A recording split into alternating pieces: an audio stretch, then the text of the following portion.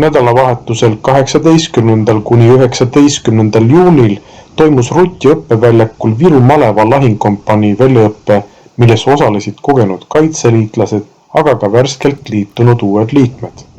Väljaõppest võttis osa üle 60 vabatahtlikku.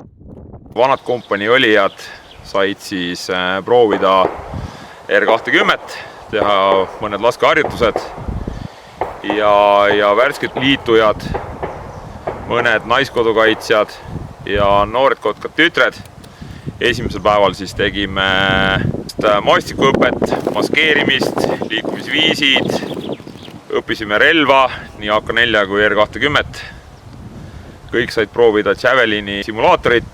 Õhtune tegevus oli majutuse püstitamine, puitoidupakist iseendale söögi valmistamine ja siis laagri rutiinid. Lisaks said kõik õppusel osalejad endale MK1 õppe, mille viis läbi lahingkompanii meedik.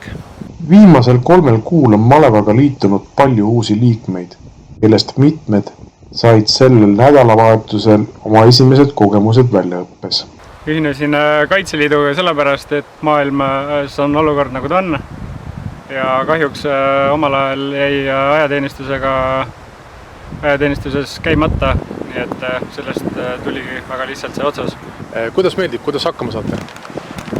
Mis siin ikka, kõik on toeks ja kõik oleme nagu üks suur pere. Naiskodukaitse Viru ringkonna uued liikmed on aktiivselt liidendunud erialategevustesse ja võtavad osa ka laskeharjutustest. Naiskodukaitsjatel läks päris hästi.